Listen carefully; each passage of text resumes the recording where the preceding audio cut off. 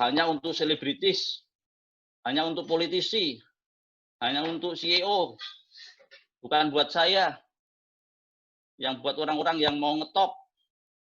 Saya kan orang biasa-biasa saja, nggak perlu personal branding.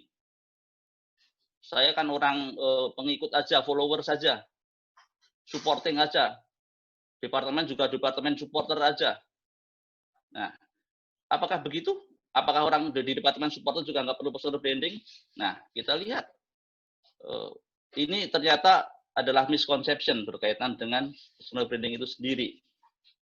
Ada yang mengatakan personal branding itu about popularity, tentang popularitas, bagaimana kita mendapatkan penghargaan ataupun menjadi terkenal di masyarakat, di masyarakat luas. Tadi sifat-sifatnya itu dia autentik, asli, holistik, komprehensif, dan alamiah.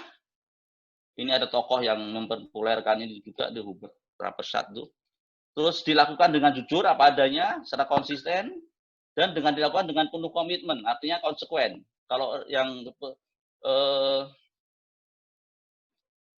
pencitraan tadi sebetulnya kadang-kadang nggak komit, artinya kadang-kadang ya nggak konsisten dan nggak ada komitmen tuh, karena dia nggak merasa komit, ya dia nggak merasa perlu menyampaikan itu secara terus-menerus, karena dia tujuannya hanya jangka pendek tadi. Nah, ini riwayat singkat yang saya nanti sampaikan bahwa memang personal branding itu sendiri ini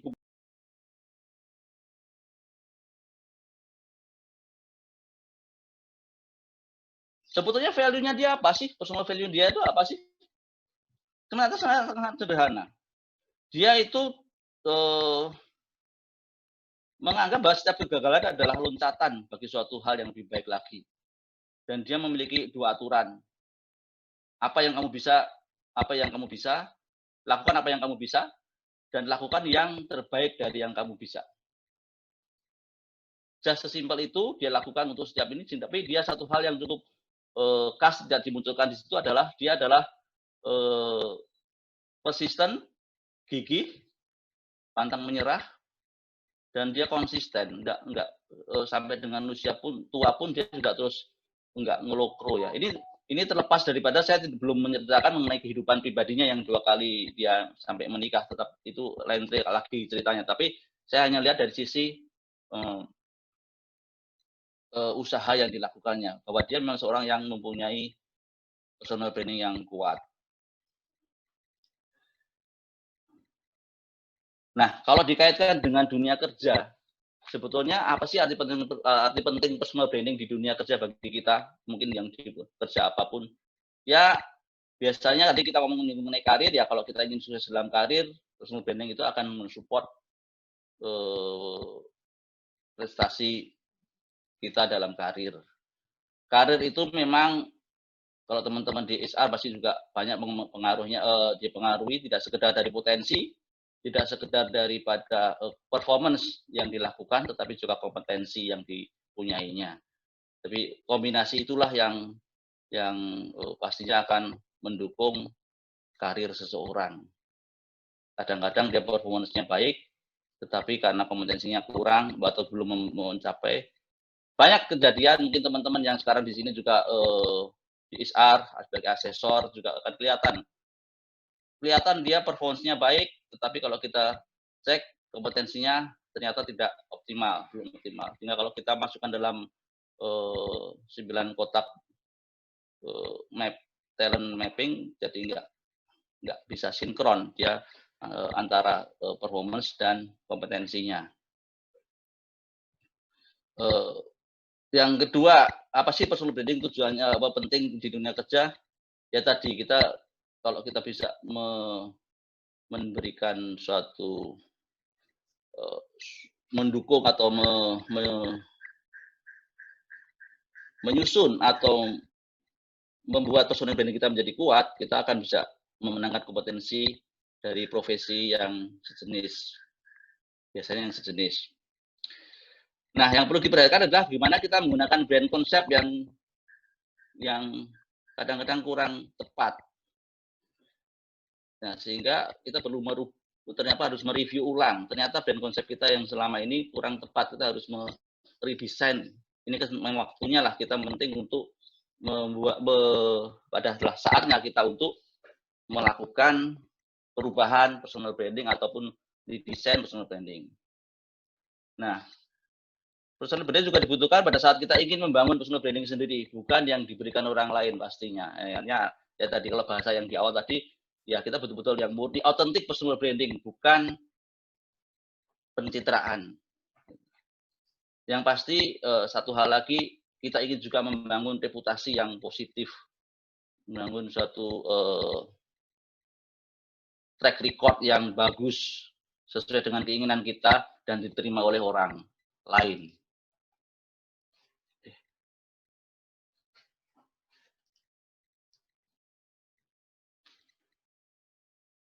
Terus kapan personal branding berperan dalam proses atau rencana karir kita? Biasanya misalnya pada saat kita ingin menduduki jabatan yang lebih tinggi, ya akan kelihatan mesti orang yang punya personal branding yang kuat akan lebih siap. Atau tidak terlalu banyak jabatan puncak untuk ditempati oleh setiap orang, sehingga mau tidak mau dia harus ambil keputusan, saya stay di sini atau saya harus keluar dari perusahaan ini untuk mencari. Kalau dia memang personal branding yang kuat, ya pasti dia berani keluar. Dia pasti merasa masih laku di luar, dalam tanda petik masih banyak orang yang mau menerima dia. Atau justru di situ banyak jabatan rangkap. Nah, ini masalah teman-teman yang masih meniti karir, fresh graduate, mahasiswa, punya kesempatan. Banyak jabatan yang rangkap itu kesempatan kita untuk bagaimana kita mengambil alih jabatan yang rangkap itu supaya kita dapat ambil, bisa kita ambil untuk kita duduki atau kita raih. Nah, tentu saja personal branding kita harus siap untuk itu. Ya, tadi sudah disinggung juga hendak membangun personal branding sendiri ya. Oke. Personal branding juga akan kelihatan menonjol bagi teman-teman pembelajar, sahabat pembelajar yang sudah mempunyai posisi yang cukup kuat atau bahkan sudah direktur, lebih mengutamakan kepuasan kerja dan kepuasan batin. Kadang-kadang personal branding itu adalah bagaimana kita bisa menampilkan diri kita, mengaktualisasikan diri kita. Yang penting adalah kepuasan kerja, kepuasan batin, jabatan, kedudukan, uang itu nanti mengikuti. That's why kenapa tadi Pak Yosef Bataona dan Pak Pambudi bisa berpindah-pindah di beberapa perusahaan di dalam posisi yang sama, direktur HR misalnya, ataupun namanya tapi di bidang itulah apapun sebutannya. Nah, itu pastinya dia mempunyai keinginan untuk mengutamakan kepuasan kerja atau kepuasan batin itu sendiri untuk mendukung. Ya, itu memang dia bisa melakukan itu karena memang dia sudah mempunyai personal branding yang kuat. Kalau enggak, ya udahlah, udah ngapain capek-capek, udah di sini aja lah, udah yang penting sudah di posisi yang cukup enak. Ya, kalau udah itu kadang, nah itu mungkin tidak seperti itu. Dia lebih kepada ingin mendapatkan meraih sesuatu personal value yang lain. Mungkin ada perubahan personal value bagi dia, atau mungkin personal value yang tetap diperjuangkan, tetapi sudah ditemukan di perusahaan yang lama, ada yang perusahaan yang satu dilakukan. Sebagai contoh, waktu pernah mantan direktur HR saya di Schneider Indonesia, waktu itu saya masih officer, dia juga terus saya ini pensiun, belum pensiun dia berhenti, terus dia pindah juga di perusahaan properti atau grup properti yang lain, saya lupa namanya. Tetapi yang diceritakan adalah dia menjelaskan bahwa dia sudah tidak menemukan tantangan di perusahaan Schneider waktu itu. Dia sudah mencoba menata, mendesain semua sesuatu sudah tertata sedemikian rupa sehingga semuanya sudah dalam on the track-nya, dan dia sudah tidak punya tantangan baru lagi. Makanya dia kepikiran untuk mencari tantangan lain di perusahaan yang lain. Nah, seperti itu mungkin bisa dipahami. Nah, yang berikutnya atau malah sebaliknya, memang jenjang karirnya sudah mentok. Misalnya memang di atasnya masih muda, asisten manajer, di atasnya manajer masih ini, dia kesempatannya nggak ada, ya dia mau tidak mau akhirnya kalau nunggu sampai pensiun juga dia sudah menjelang pensiun juga, nah kesempatan posisi lain juga tidak memungkinkan, nah akhirnya dia mungkin men-challenge, dia tidak ada masalah dengan perusahaan tersebut, akhirnya dia men-challenge diri, apakah memang dia bisa diterima oleh perusahaan lain dengan posisi misalnya dia waktu assistant manager bisa menjadi manajer di tempat lain atau mungkin posisi yang lain yang lebih mempunyai skup atau tanggung jawab yang lebih menantang bagi dia.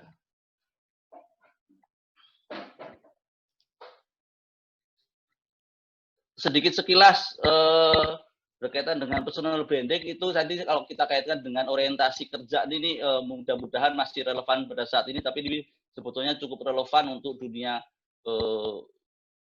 sebelum generasi milenial ataupun apalagi sekarang ada pandemi, situasi pandemi. Dulu waktu saya masih aktif di perusahaan, kalau saya merekrut seseorang, saya akan melihat sejauh mana orientasi seorang, misalnya saya merekrut karyawan, saya akan tanyakan sejauh mana dia orientasi kerja dia itu apa.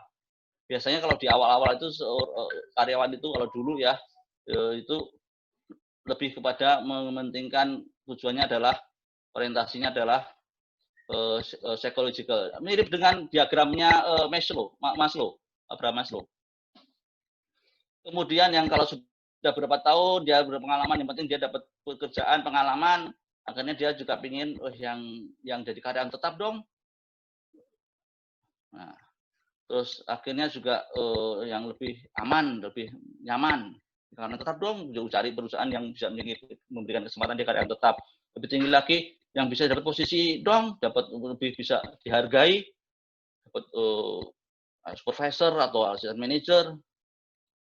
Lama-lama dia sudah cukup kesana sini, akhirnya yang dipikir adalah bagaimana dia aktualisasi diri. Kalau sudah banyak puncak, yang penting adalah gimana bisa mengaktualisasi diri. Ya tadi jatuhnya seperti yang cerita yang mungkin beberapa direktur yang saya ceritakan tadi, kalau dia sudah merasa tidak cukup aktualisasi di situ, dia akan lari. Yang aktualisasi diri tidak harus sudah mencapai posisi di direktur loh. Tadi mungkin yang saya contohkan dari yang posisi mentok tadi, karena dia sudah merasa tidak bisa mengaktualisasi dirinya di situ dengan posisinya, dia bisa berkembang lagi, dia ingin mencari sesuatu yang bisa memberikan dia mengembangkan kreasi, mengaktualisasikan dirinya. Sehingga pada saat itu personal branding itu akan muncul di sisi kanan, kelihatan bahwa personal branding itu di awalnya kita lebih pada dari sisi ini lebih pada eksistensi aja awalnya, tapi personal branding itu akan muncul setelah kita udah mencari jabatan atau mungkin mengoptimalisasikan diri di udah level yang atau pengalaman kerja yang level yang lebih tinggi lagi atau pengalaman kerja yang lebih lama lagi. Tapi mungkin ini akan tidak, maka di sini saya tuliskan orientasi bekerja di suatu perusahaan akan sesuai dengan tingkat kebutuhan Maslow, hierarki Maslow, di mana semakin tinggi tingkatnya semakin membutuhkan peran personal branding. Dan personal branding bisa dibangun sejak masih awal dari hierarki tersebut. Tetapi ternyata ini mungkin tidak berlaku untuk saat ini generasi X, generasi Y atau generasi milenial atau bahkan generasi Z. Ya pengennya mau tahu-tahu dia pengennya udah ya bisa mengaktualisasikan diri, walaupun kita juga belum tahu bagaimana dia mengaktualisasikan dirinya dalam kondisi yang masih dalam kondisi yang pengalamannya yang masih belum terlalu lama, tapi dia kadang-kadang yang mempunyai bentuk-bentuk inovasi yang tinggi, yang lebih baru lagi, lebih baik lagi. Nah, ini sebagai contoh share aja bahwa memang personal branding itu menjadi kuat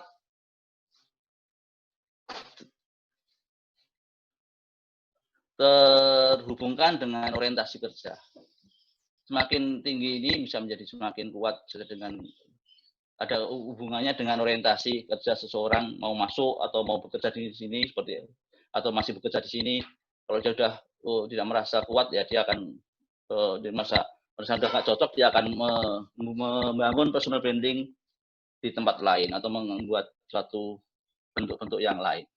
Berdasarkan itu bahwa memang karyawan apapun posisinya akan mendukung bagaimana company value itu sendiri. Personal branding seseorang akan mendukung company branding itu sendiri. Karyawan akan menjadi mitra yang kuat, karyawan dengan personal branding yang kuat akan menjadi mitra bagi manajemen perusahaan.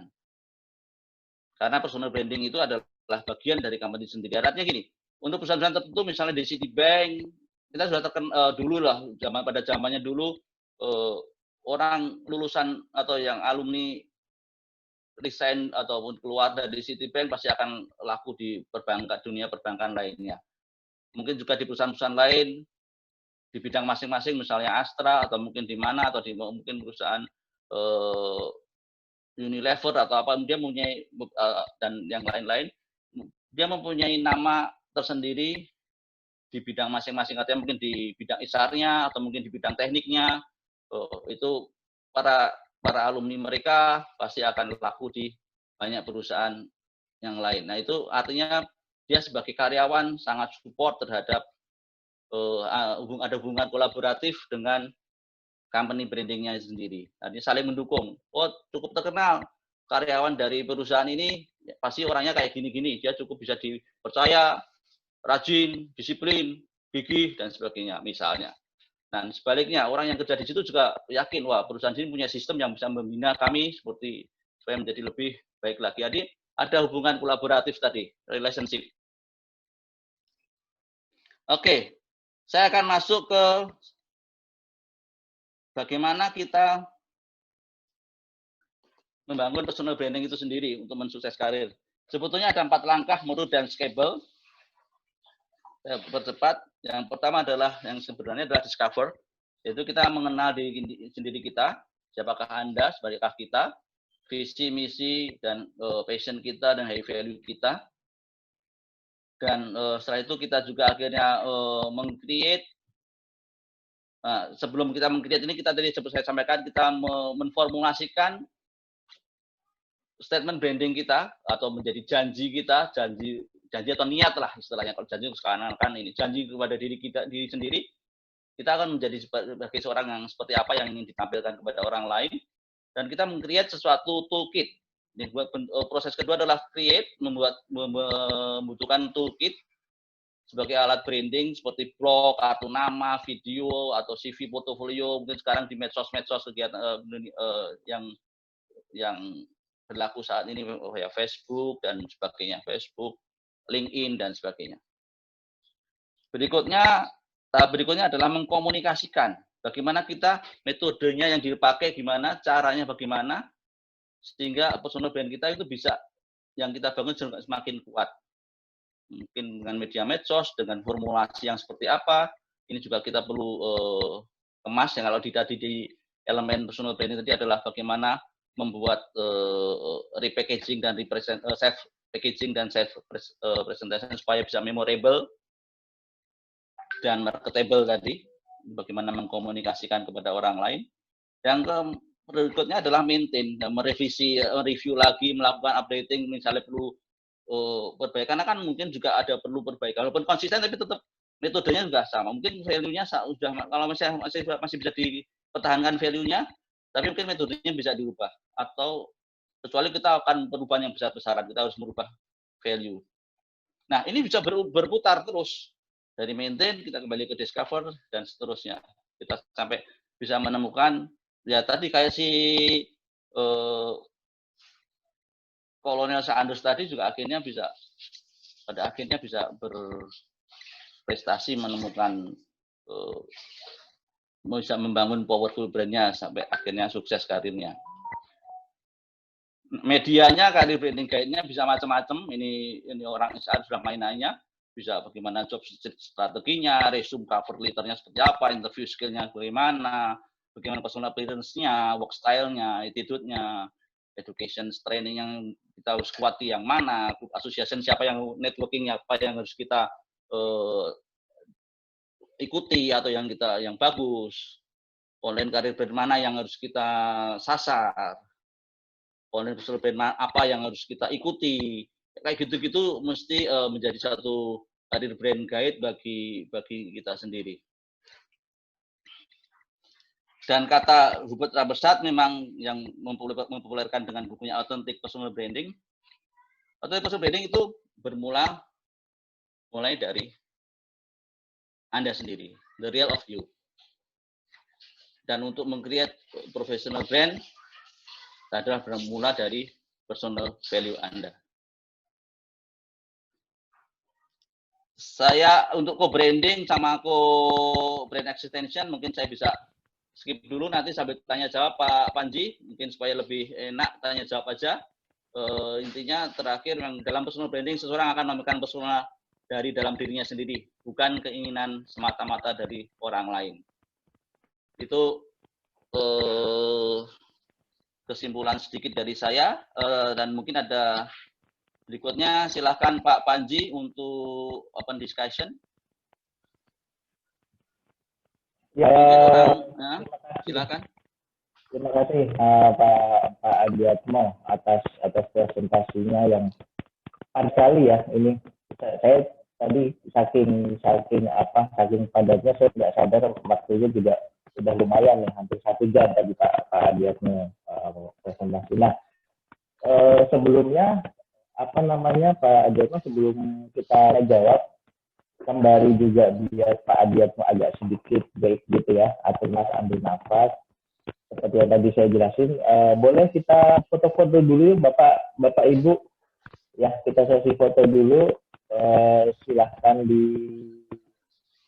aktifkan kameranya biar kita bisa foto-foto bareng. Ini ada sekitar 90-an, hampir 100 ya, hampir 100 di sini.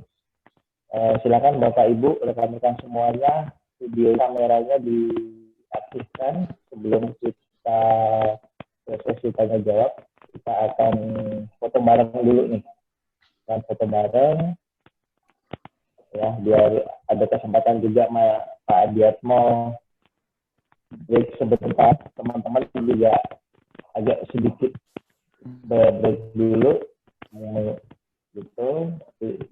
Silakan diaktifkan kameranya, Mbak Rai, Mas Renonato, silakan diaktifkan, Mas Purnomo atau Bapak Purnomo, kemudian Bapak Sudi, kalau sudah diaktifkan silakan diaktifkan, Mas Farhan Tisaldi, Muhammad Faisal Alhamid, silakan diaktifkan kameranya, Bapak Sylvester Haryanto, silakan diaktifkan Pak kameranya.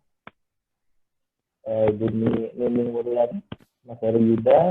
Ini kita ada 4 halaman nih, untuk foto-foto silakan diaktifkan videonya atau kameranya. Minimal fotonya kelihatan. Nah, ya nanti juga bisa di-share gitu ya. Mari silakan biar kita bisa foto bareng. Oke, ini udah ada 2 halaman di foto. Saya akan mulai. Halo. Halo, selamat sore Bapak. Iya. Ya. Perkenalkan Bapak, saya Nana. Foto silahkan untuk menghadap ke kamera, sembari senyum gitu ya. Saya akan mulai foto untuk halaman pertama, 1, 2, 3, oke. Saya akan ke halaman berikutnya. Kamu Sama. Berikutnya sebentar. Ya.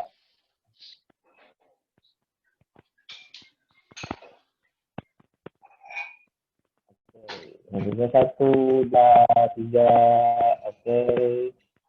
Berikutnya lagi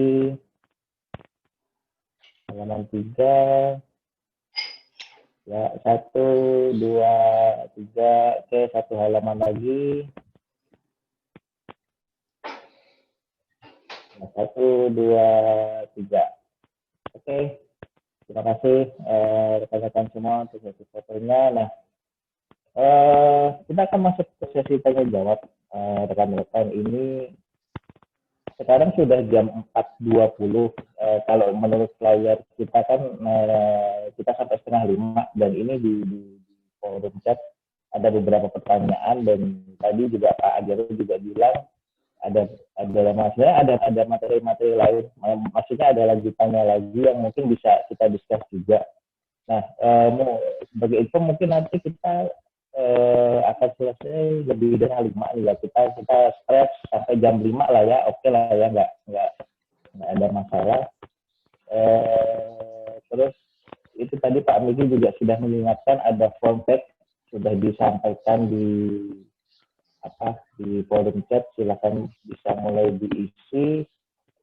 Kita akan mulai sebenarnya yang sudah masuk ini rekan-rekan semua, dan Pak Adiatmo sudah siap, Mas? Ya, ada pertanyaan apa? Ya, ini ada pertanyaan dari, yang pertama ini dari Pak Handoko Nyogo. Nah, ini kan ada orang yang melakukan dalam tanda personal branding itu dengan cara dalam diri berputar gitu ya. Yang penting dia terkenal dulu, terus kemudian terkenal dengan segala cara. Mungkin ini lebih agak negatif ya, terkenal dengan segala cara, terkenal dengan hal yang tidak benar, yang asal viral gitu mungkin ya, kalau anak milenial sekarang asal viral tapi nggak benar, baru kemudian dia tobat dan dia punya brand baru dan diterima masyarakat. Nah, kalau modus kayak gini nih, kalau bisa dijadikan model oleh orang-orang ini gimana nih? Pak Adiatmo, menurut Pak Adi? Langsung jawab atau gimana? Ya, langsung jawab aja, Adiatmo. Oke, orang-orang yang seperti ini, yang seperti yang saya jelaskan tadi, Mas, terima kasih Mas Handoko, Pak Handoko atas pertanyaannya. Orang-orang yang mempunyai personal branding yang seperti ini, seperti saya sampaikan tadi, dia memakai metode yang pertama, yang dimana dia ingin populer dulu dan sebagainya. Artinya dia lebih kepada konsep pencitraan diri, dimana dia sebetulnya hanya mengejar kepentingan jangka pendek saja. Nah, sebetulnya ini sifatnya placebo aja sebetulnya. Artinya dia tidak menggali tentang siapakah dirinya yang bisa ditampilkan. Nah, ya tadi dikatakan kalau dia akhirnya bisa menemukan sesuatu yang bisa ditampilkan untuk diterima masyarakat atau orang lain, itu syukur kalau begitu. Kalau enggak, ya dia habis. Karena dia sebetulnya murni pencitraan diri sebetulnya. Artinya kalau dia kalaupun melakukan metode-metode personal branding, pakai metode personal branding yang tradisional. Personal branding yang era baru itu yang lebih pada tadi menekankan kita bagaimana personal value-nya itu bisa dimunculkan dari awal. Nah, bagaimana ya sebetulnya sah-sah aja. Iya. Sebetulnya sah-sah aja, baik atau jelek ya sah-sah aja. Tapi nanti dia resiko ditanggung sendiri di belakangnya. Resiko bagi siapa? Bagi yang memilih dia ataupun yang dia sendiri dalam perjalanan karirnya, atau yang memilih kalau misalnya itu karir ya, dalam perjalanan karirnya apakah dia akan merasakan sendiri resikonya di kemudian hari. Mungkin dia tidak diperpanjang misalnya masa periodenya, atau mungkin akhirnya dia tidak diteruskan ininya periodenya, kalau misalnya itu DPR misalnya gitu. Nah, kayak gitu artinya bahwa orang akan merasa dalam tanda petik tertipu atau karena kosmetiknya dia memberikan suatu kosmetik tadi, karena memang dia tidak bisa menampilkan. Contoh yang sederhana mengenai sama-sama kelihatannya menampilkan sesuatu karena popularitas tadi saya sebutkan, padahal itu bukan popularitas. Misalnya tentang artis yang bisa menjadi politisi misalnya DPR. Tetapi sebetulnya ada artis yang betul-betul dia hanya mengandalkan keartisannya, tetapi ada juga yang artis yang dia memang punya kompetensi, dia memang seorang yang dari awal juga dia menyukai berhubungan dengan masyarakat, dia juga lulusan S2 misalnya kayak gitu tuh. Nah, artinya dia memang mempunyai kapabilitas yang cukup meskipun dia juga artis. Nah, sehingga dia pasti tidak akan mengecewakan dalam hasilnya di situ. Saya tidak perlu menyebutkan nama, ini tidak etis. Tetapi contoh yang seperti itu. Mungkin bisa sedikit menjawab Mas Panji? Oke. Terima kasih Mas Adiatmo atas penjelasannya. Semoga Mas Handoko atau Pak Handoko bisa clear. Nah, kalau yang belum clear mungkin bisa disambung lagi Pak Handoko, nanti di chat bisa disampaikan dulu kalau misalnya ada yang belum clear. Terus kemudian yang berikutnya nih ada Mas Admo dari Hidayat Mufti ya. Iya. Gimana caranya atau bagaimana untuk menampilkan personal branding untuk waktu yang singkat, misalnya pas interview kerja? Itu ada dua pertanyaan dari Hidayat ini. Itu yang pertama, bagaimana dengan personal branding untuk waktu yang singkat, misalnya kalau untuk interview kerja. Dan yang kedua, apakah body language dan gestur itu bisa menjadi bagian dari personal branding, dan apakah bisa memberikan contohnya yang Adiatmo? Oke. Yang pertama berkaitan dengan personal branding pada saat interview. Ya pastilah, pasti kelihatan sekali. Jadi personal branding itu bisa kita lihat pada saat interview, dan bagaimana kita menampilkan personal branding kita pada saat interview ya. Biasanya kita menjelaskan adalah apa yang sudah kita lakukan. Ya, jadi kalau nggak salah kemarin juga saya sudah di Facebook juga saya sudah sampaikan apa yang sudah kita lakukan, ya, kompeten akan menunjukkan kompetensi apa yang sudah kita lakukan dan prestasi atau achievement apa yang kita lakukan pada dalam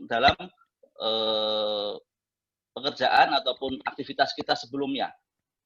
Di situ akan kelihatan dalam interview ataupun bisa disampaikan pada saat interview apa saja yang sudah kita laksanakan, kompetensi apa yang bisa kita tunjukkan dalam bentuk-bentuk aktivitas yang kita lakukan, manajerial kita lakukan, upaya-upaya yang kita lakukan, bagaimana kita menghadapi stres atau menghadapi tantangan di situ, ada masalah di situ, bagaimana kita mengendalikan atau memanage tim pada saat itu, dan hasilnya seperti apa, misalnya seperti apa. Itu sudah cukup lumayan, itu sudah menjadi suatu hal yang informatif, menunjukkan personal branding kita, sekaligus akan menunjukkan secara tidak langsung akan menunjukkan value-value kita.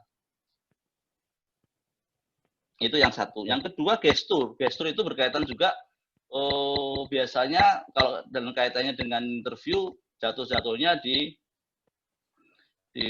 kepercayaan diri ya, kepercayaan diri seseorang. Kalau dia memang kepercayaan dirinya kurang kuat, ya dia akan cara mengkomunikasikan diri dalam bentuk fisik atau dalam bentuk performance dalam penampilan menjadi salah tingkah, salah ngomongnya menjadi terbata-bata, berkeringat, terus grogi dan sebagainya. Nah itu memang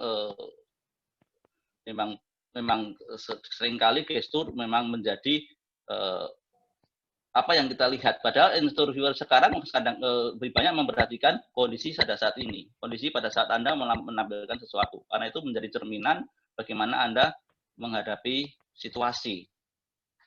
Ya, menghadapi interview yang begitu saja Anda stres dan gugup, bagaimana bisa menghadapi suatu interview masalah yang lebih kompleks lagi, yang lebih banyak tantangan atau banyak dalam situasi yang bersamaan harus menghadapi banyak hal gitu-gitu.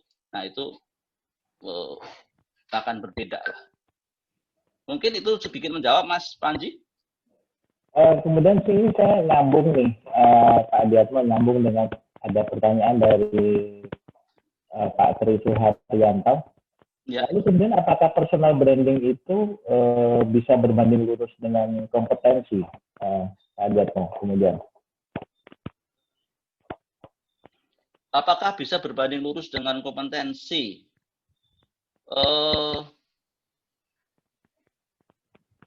Bisa iya enggak, karena kan kalau yang sebetulnya akan berbanding lurusnya tergantung pada personal branding yang kita tampilkan. Gini, maksud saya gini, kapan Anda mengkonsep personal branding Anda itu dan Anda lakukan? Seperti kata tadi, personal branding perlu dilakukan dan perlu ada konsistensi Anda melakukan itu. Nah, kalau waktunya masih pendek, belum kelihatan konsistensinya, itu kan menjadi mirip juga dengan personal branding yang tipe yang lama, yang tipe 1. Kalau tipe 2 kan harus ada konsistensinya. Nah, untuk itu akan kelihatan bahwa memang kita punya kompetensi yang cukup kelihatan di situ. Apakah berbanding lurus?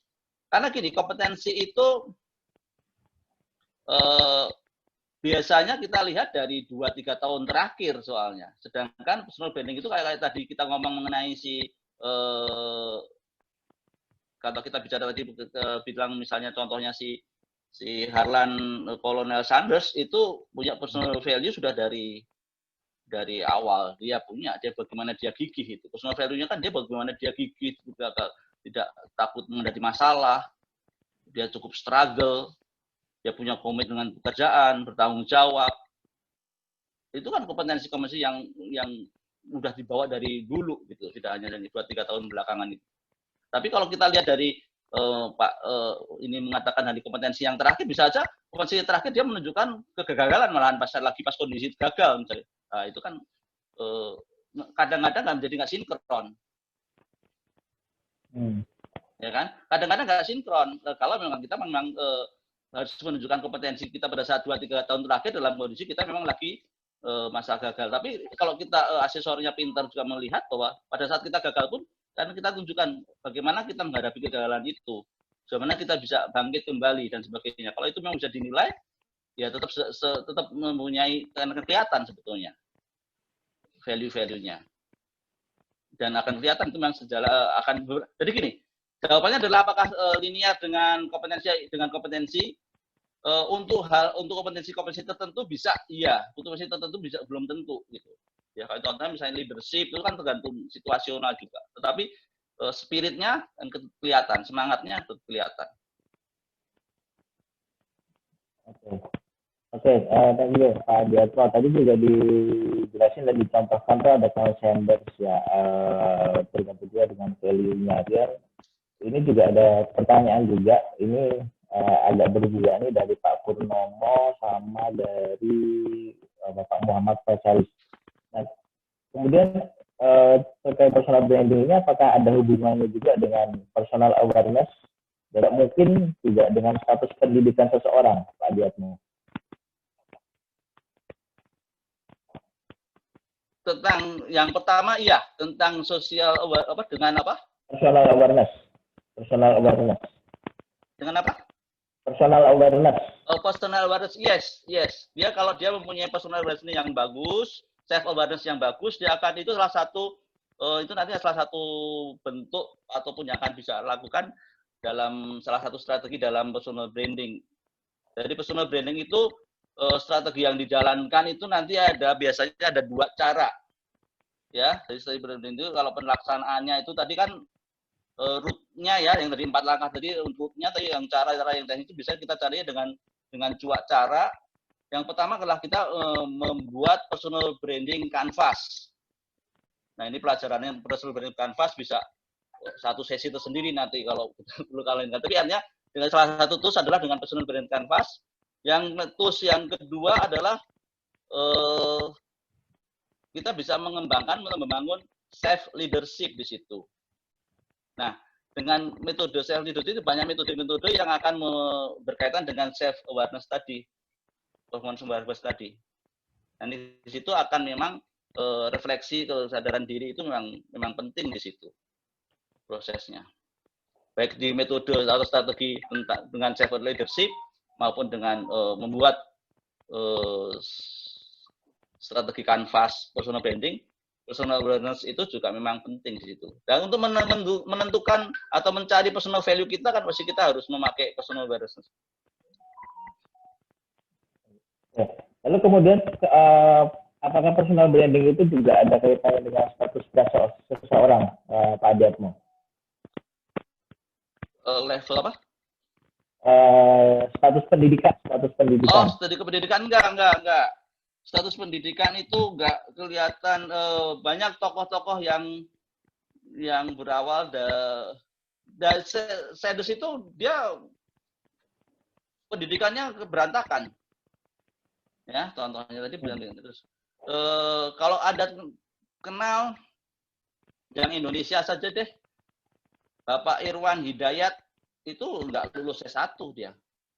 Dia yang mengembangkan. Irwan Hidayat yang itu ya, founder Sido Muncul, Jamu Muncul ya. Dia bukan founders, dia adalah generasi ketiga, tetapi dia yang mengembangkan dan mengembangkitkan Sido Muncul dari yang tidak apa-apa, bukan apa-apa, yang tadinya Sido Muncul tahun dulu hanya sebagai masih kalah dengan Jamu Gago, masih kalah dengan Nyonya Menir, ya.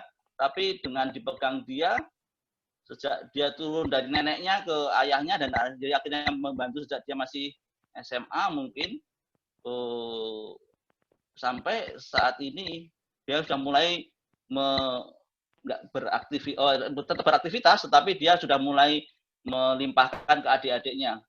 Adik-adiknya ada, dia memang anak sulung sih memang. Tapi artinya bahwa dia lulusan SMA aja, nggak sampai kuliah S1 selesai. Gitu. Artinya tingkat pendidikan tidak terlalu berpengaruh terhadap personal branding. Kalau punya personal branding yang kuat, banyak tokoh-tokoh yang legendaris yang tidak punya pendidikan yang tinggi justru mempunyai posisi yang menjadi owner, menjadi posisi yang tinggi, ya, atau menjadi meng-create suatu perusahaan-perusahaan yang hebat. Banyak tokoh kisah-kisah sukses yang kita lihat contohnya. Sementara kita yang mungkin yang S2, S3 dan sebagainya belum tentu, atau mungkin yang double S2, double S1 belum tentu juga bisa malah mungkin menjadi tenaga ahlinya si yang lulusan SMA tadi yang mempunyai meng-create dia usaha tadi. Ya, jadi tidak terkait ini hubungannya dengan tingkat pendidikan. Tapi tingkat pendidikan pasti hubungannya juga tidak ada hubungannya dengan personal branding, nggak ada hubungannya. Thank you, Mas Adiatmo. Kemudian ini saya suka dengan pertanyaannya dari Pak Setia Rahadi nih ya, Pak Adiatmo.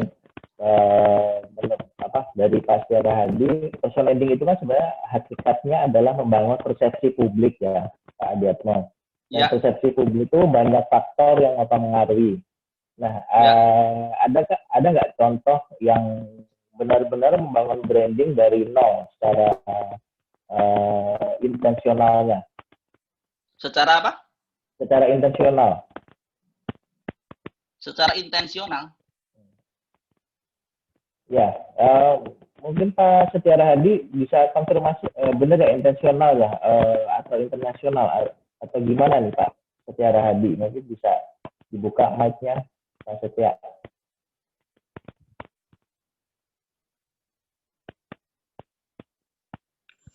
Ya, secara intensional artinya, makasih Mas Haji sharingnya ya, bagus sekali. Intensional itu maksudnya adalah dari yang bersangkutan itu memang secara intensional itu membangun branding. Karena banyak hal itu, karena itu given ya. Orang bekerja di perusahaan besar, lalu kemudian dia terbawa oleh role-nya, lalu kemudian dia terkenal, dan personal branding-nya tercipta dari sana ya. Nah, tapi orang yang benar-benar, saya itu orang nol, lalu kemudian, katakanlah saya lah misalnya, atau Anda Mas Haji. Lalu ada certain target tertentu, kemudian program apa yang saya harus ikuti, misalnya itu ya. Lalu aktivitas apa, itu yang saya sebut sebagai intentional. Sesuatu yang intentional kita bangun. Gitu.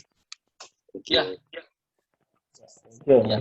Ya, terima kasih Mas Didik ya, terima kasih atas kehadirannya juga. Jadi gini, banyak kasus atau cerita tadi bahkan yang seperti tadi saya sampaikan, si Kolonel Sanders pun juga berangkat dari nol. Dia berangkat dari nol, bahkan dari kegagalan. Dia sudah pernah berhasil dan berangkat dari nol lagi gitu. Dan dia nggak pernah berhasil dari nol pun dia tidak kan biasanya kalau kita sudah pernah berhasil pun terus berangkat dari nol pun juga menjadi males kan, atau nggak sampai hati, atau nggak tega, atau nggak enak gitu. Tapi dia mau bisa. Nah, bagaimana kita membangun ya? Kalau kita pakai teorinya dan Scouber seperti tadi, kita mulai lagi, kita mendefine, terus kita meng-create, terus kita mengkomunikasikan, itu selalu berputar, berulang Mas. 4 langkah tadi selalu berlangkah. Nah, itu secara proses, secara pemikiran juga begitu. Secara pemikiran juga kita bisa refleksi, rethinking, dan renew. Itu proses itu juga dilakukan terus supaya ada perbaikan. Kalau konsepnya selalu memberikan yang terbaik, ya, konsepnya beberapa tokoh ya, seperti si tempat tadi si Pak ini juga begitu, Pak Irwan Hidayat juga yang dia tonjolkan adalah tidak bisa inovasi, bentuk inovasi. Dan dia juga membangun dari bawah, dari dia belum punya pendidikan, dari kegagalan juga gitu loh. Tapi kadang-kadang kita tidak melihat bagaimana proses kegagalan. Jadi proses yang kelihatannya singkat 4 langkah tadi itu kalau dipanjang lebarkan itu langkah-langkah kecilnya lebih panjang lagi gitu loh. Nah, seperti yang saya sampaikan juga tadi, sudah saya share sedikit tadi mengenai juga strateginya. Kalau kita mau bikin strategi juga, pakai dua strategi yang sudah saya sampaikan juga tadi mengenai pakai personal branding canvas atau pakai membangun self leadership. Karena leadership kalau kita ngomong itu semuanya berangkat dari diri kita, Mas Didik ya, artinya berangkat dari self kita sendiri. Jadi kita bagaimana kita bisa membangun atau mendidik orang lain kalau kita sendiri belum bisa membangun atau memanage atau mendidik kita mengelit diri kita sendiri. Itu juga salah satu konsep dari self leadership dari situ. Nah, itu juga salah satu metode yang bagaimana kita membangun personal branding. Karena personal branding itu kadang-kadang seperti tadi, kalau kita kembali lagi ke definisi tadi, bahwa kita redesign, kita tidak perlu nggak sungkan-sungkan kita harus meredesain personal value kita. Personal value kita mungkin dari awal sudah benar, tapi ternyata di tengah jalan kurang benar, terus kita harus merubah personal value kita. Ya nggak apa-apa. Dan itu juga sering terjadi di beberapa perusahaan yang organisasi positif juga begitu. Kalau kita ngomong di organisasi positif, ya biar memberikan kesempatan untuk melakukan perbaikan-perbaikan secara internal. Baik itu intensinya ya intensional ya dia akan selalu berkelanjutan untuk melakukan itu secara gradual gitu, berkelanjutan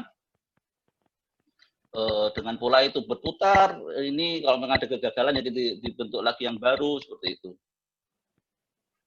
Nah, contohnya banyak sebetulnya tadi Pak Irwan, ada Pak Bob Sadino juga begitu. Ya, juga berangkat dari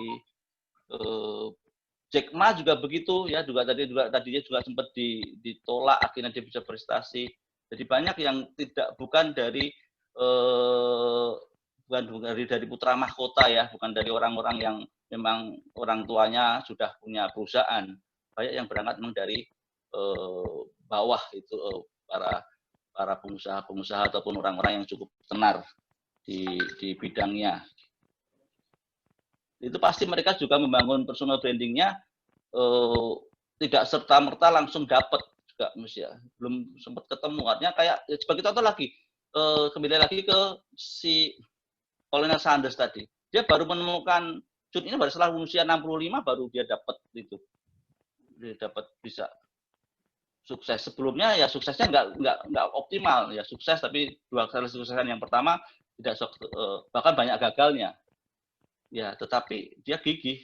Tapi kalau dia satu hal nilai lebih dari personal value-nya dia adalah dia kegigihannya dia itu, konsistensi, persisten dan kegigihannya dia untuk tetap maju, untuk belajar.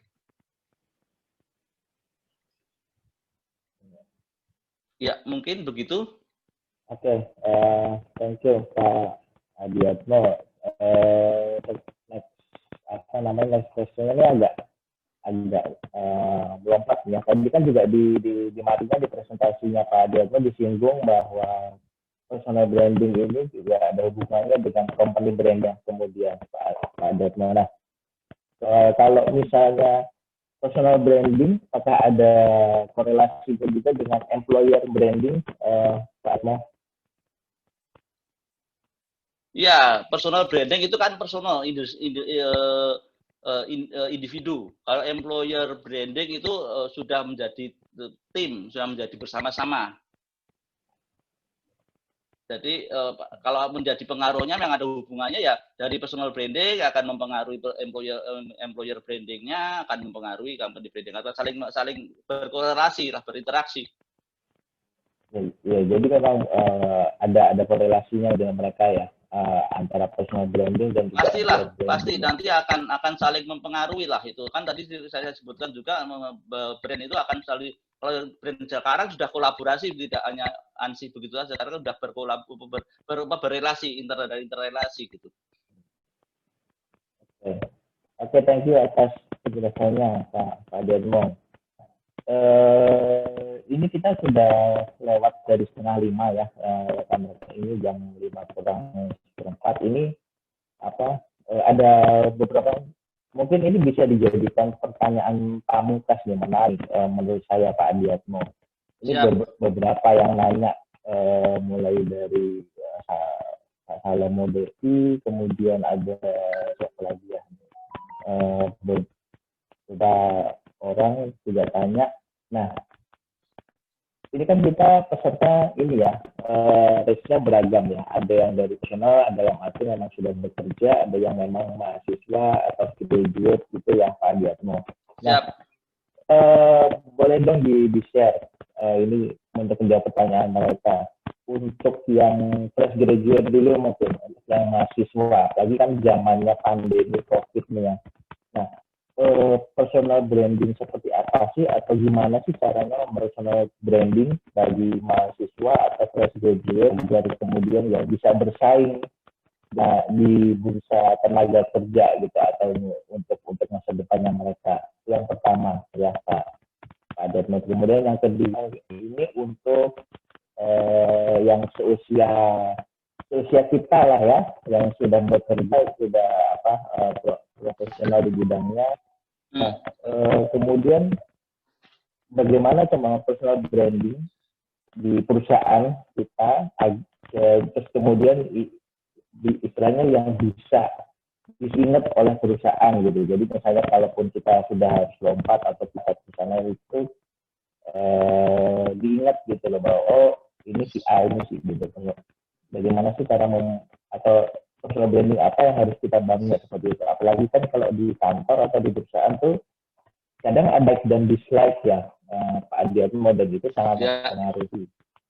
Nah itu kan Pak Adiatmo, jadi untuk dua segmen peserta, ada yang fresh graduate, ada yang udah profesional kerja gitu. Oke, untuk yang fresh graduate atau yang orang yang baru memasuki dunia kerja, yang pertama adalah tunjukkan di mana ya, saya coba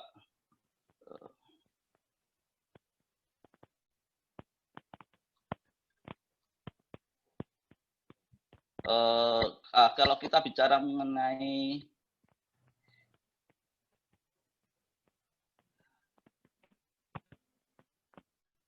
elemen personal branding, kita kembali lagi ke elemen personal branding.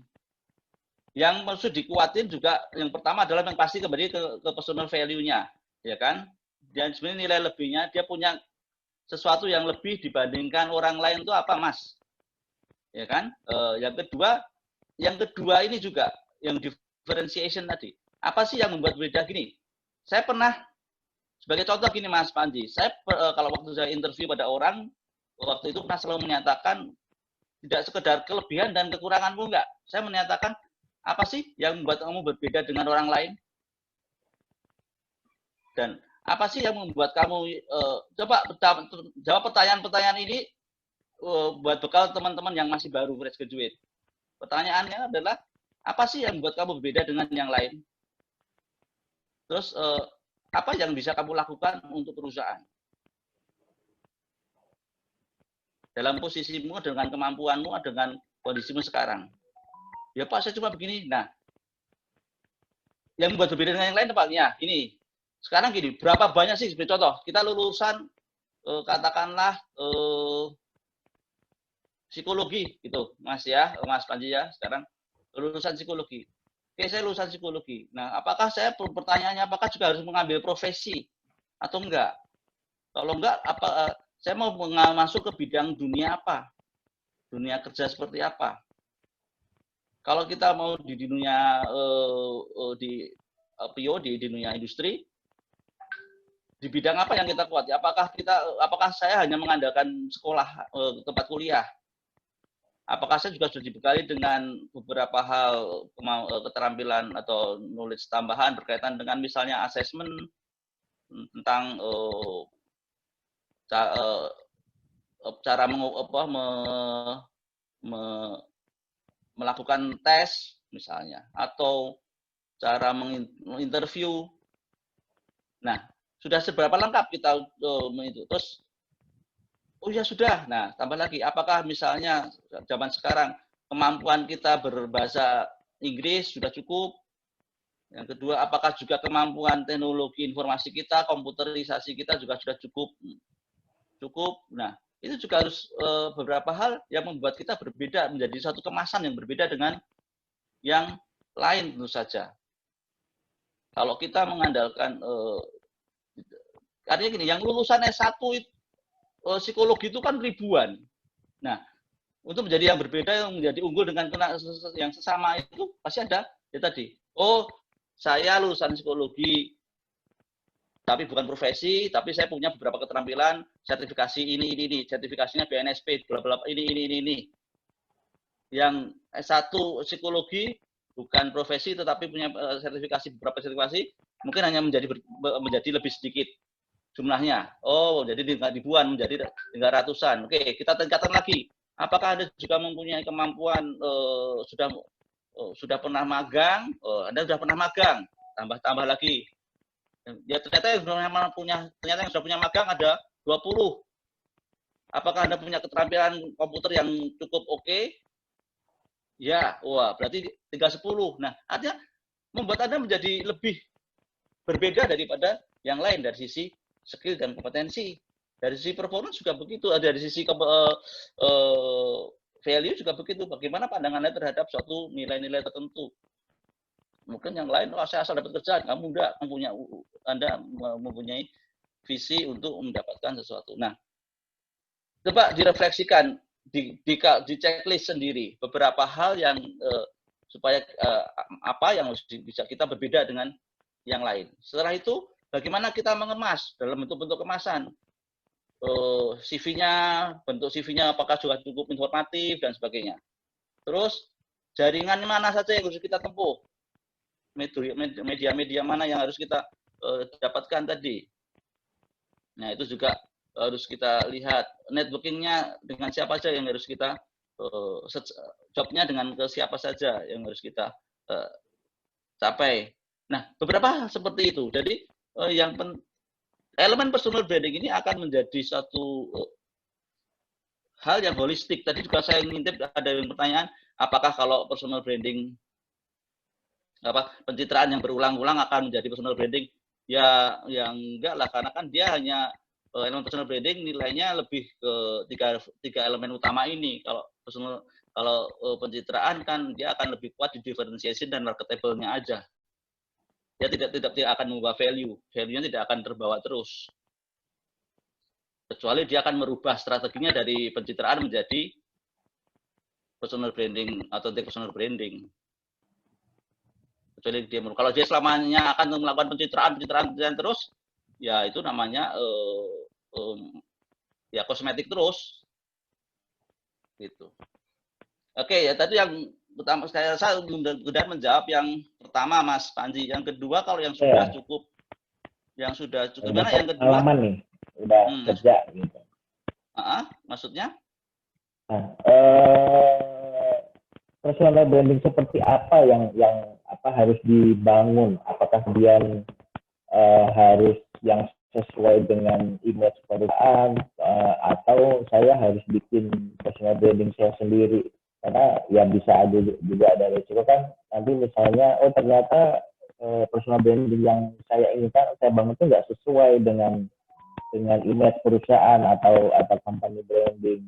Nah itu nggak, apalagi terus kemudian di kantor kan juga kadang ada like and dislike ya Pak Adiatmo. Nah ya. Jadi personal branding apa sih yang harus saya bangun kalau misalnya memang saya sudah kerja atau malah mau pengen masuk ke perusahaan tertentu gitu. Nah gimana kalau misalnya personal branding saya itu nggak sesuai nih dengan company branding atau company image. pertanyaannya adalah kalau kita kuat, personal branding kita juga kuat, saya tantang berarti nggak Anda keluar dari perusahaan itu, ya kan? Kalau memang nggak sesuai dengan company branding, memang apakah Anda juga harus memaksakan sesuai dengan value Anda? Memang kalau misalnya punya value yang memang Anda cukup kuat, tapi tidak sesuai dengan value yang diterapkan di perusahaan itu, apakah Anda juga cukup berani keluar dari perusahaan? Ya, kalau ada cara dari personal branding adalah konsisten. Saya punya cerita bahwa ada satu HRD, dia punya konsisten, dia jujur, tegas, dia tetap sesuai dengan on the rule, dan dia bertanggung jawab dengan pekerjaannya. Di suatu perusahaan yang manajemennya masih manajemen warung, ya, manajemennya masih manajemen meskipun sudah perusahaan nggak modalnya gede, tapi manajemennya masih manajemen warung. Dan dia minta untuk anak buahnya untuk keluar, untuk dikeluarkan karena yang tidak sesuai, tidak disukai tadi, di like and dislike tadi. Ya, ya kalau dia bisa, yang pertama misalnya dia sebagai atasannya nih, si HRD ini sebagai atasannya, misalnya ya sejauh mana dia bisa menjelaskan atau mempertanggungjawabkan kepada manajemen dan kepada perusahaan bahwa semua ada prosedurnya, minimal ada prosedurnya, ada tata caranya untuk menjalankannya. Nah, kalau memang itu tidak ada caranya adalah ya it's your choice sih sebetulnya gitu loh. Kalau memang ini kuat ya, saya pernah kok juga saya keluar dari perusahaan gara-gara saya harus memecat orang yang nggak jelas. Ya, saya mending saya juga keluar gitu. Nah, itu sebagai contoh. Artinya bahwa kita harus punya jati diri yang kuat untuk itu, ya. Dan kalau itu kita berani nggak untuk itu? Memang kadang sulit, kadang-kadang susah. Kita dilematis kalau udah di dalam suatu skema company dan skema mungkin ya, sorry to say kadang-kadang berkaitan juga dengan periuk kita sendiri, gitu ya, kadang-kadang. Ya. Nah, tetapi sepanjang kita bisa konsisten, itu pasti kita akan dilihat. Sebagai contoh, misalnya orang ini dia berani keluar dan bisa menyatakan seperti itu, dan dia akhirnya pada saat interview dan itu juga dinilai oleh seorang interviewer ataupun perusahaan yang lain, oh orang ini mempunyai sikap yang kuat, mempertahankan jati dirinya dan mempertahankan pendapatnya yang memang benar sebetulnya. Yang salah dalam hal ini konteks ini adalah kan perusahaan, dan dia sudah benar menjalankan, mengingatkan dan sebagainya pada perusahaan, dan perusahaan tidak bisa ngikutin, dia menyatakan mundur, sekarang tidak merasa tidak sesuai dengan mungkin habit atau yang diterapkan company branding yang diterapkan oleh si direktur itu misalnya, dia berani untuk mundur diri. Itu berarti dalam hal ini saya melihat personal branding si seorang ini, si HRD ini lebih kuat daripada si direkturnya itu. Nah, gimana kuat? Nah, itu dia bisa menunjukkan. Cara menunjukkan adalah konsistensi, Mas. Artinya kalau dia di situ begitu, dia juga cerita itu. Ya, tadi dia cerita ke orang lain, cerita ke pasti kita interview dengan orang lain dan sebagainya. Dan dia dikemas dan bisa dia ceritakan, dan itu bisa menarik orang lain bahwa ini suatu hal yang luar biasa untuk menjadi satu aset bagi perusahaan baru itu, perusahaan yang menerima itu, karena ternyata orang ini mempunyai personal branding yang kuat di bidang tertentu itu tadi. Ya, dan kembali lagi ini communicate tadi, bagaimana kita bisa mengkomunikasikan diri kita, ini yang juga penting. Ya, selain konsistensi, kita bisa mengkomunikasikan diri kita kepada pihak lain supaya pihak lain tahu, ya, oh ternyata misalnya Pak Mas Panji ini memang orang yang cukup bisa jujur, bisa dipercaya, tidak hanya dalam omongan tapi sudah ada buktinya, ya. Nah itu bisa membuat orang lain terkesan dan ya menjadi marketable tadi istilahnya, ya, menjadi lebih diterima oleh orang lain. Itu untuk teman-teman yang di level menengah, supervisor, manager, GM dan sebagainya, memang komitmen lah yang harus kita, konsistensi dan komitmen yang itu harus kita, dan tanggung jawab kita mestinya. Kita berani nggak kita bertanggung jawab terhadap apa yang kita lakukan, atau mungkin sekedar kita ya waton selamat wae nyun sewu ya, mohon maaf ya waton selamat aja deh ya. Berani nggak kita juga bisa memberikan suatu visi misi tertentu ya, kalau misalnya itu berbeda kepada pimpinan bawahan ataupun juga teman sekerja dan sebagainya ya. Kalau Oke, terima kasih sekali penjelasannya Pak Adianto. Trompet ya tadi bagi yang untuk graduate tadi juga sudah ada kiat-kiatnya gitu ya, bagi yang sudah bekerja atau yang di level media manajemen dan up gitu juga sudah ada kiat-kiatnya. Nah ini masih ada beberapa pertanyaan yang belum sempat saya sampaikan, tapi karena waktu juga sudah sore nih ya, sebenarnya sudah melebihi dari yang ditentukan gitu. Ini terpaksa saya udahi dulu untuk acara sore hari ini, kira-kira bisa bermanfaat bagi rekan-rekan yang sekiranya masih mau lanjut untuk discuss, bisa dilanjut di grup sementara yang dibuat oleh Pak Niki dan Pak Dian juga ada di sana. Pak Dian itu berarti kan masih ini ya, menyediakan diri ya Pak Dian untuk discuss by grup di grup sementara ada. Boleh. Namanya sebelum ditutup, Dianmo final statement mungkin Pak Dianmo 1 menit terkait dengan personal branding ini, Pak Dianmo. Kenapa? Final statement 1 menit terkait dengan ya, personal branding. Tadi sudah saya sampaikan di slide juga sebetulnya.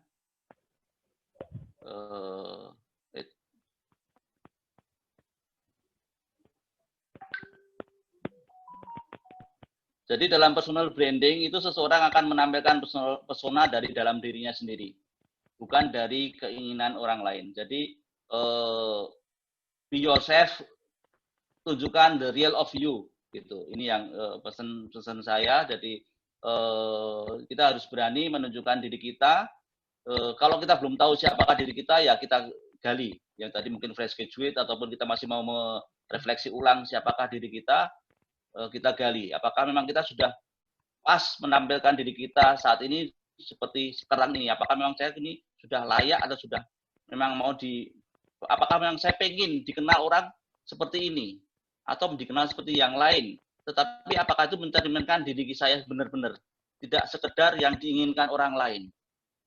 Ya, itu yang artinya personal value itu harus kita personal value banyak, mungkin personal value kita karena kita punya banyak personal value, kita kadang-kadang bukan salah sih, kadang-kadang kita kurang tepat menampilkan ternyata personal value kejujuran ternyata kurang tepat dalam hal pekerjaan misalnya. Saya terpaksa harus mengubah menjadi kegigihan yang lebih saya tonjolkan. Nah, apakah itu harus nilai-nilai itu harus kita kemas ulang atau kita lihat ulang ininya? Apakah kita tetap konsisten dengan nilai kejujuran saja yang harus saya tonjolkan? Nah, ini misalnya seperti contoh seperti itu. Jadi coba kita lihat personal value kita, yang highest value kita itu yang mana dan yang mau kita tampilkan kepada orang lain. Dan itu dilakukan secara konsisten. Dilihat atau nggak dilihat, itu kita lakukan aja. Nanti juga orang akan melihat bahwa orang akan melihat dan akan bisa mempercayai kita untuk melakukan sesuatu yang lain.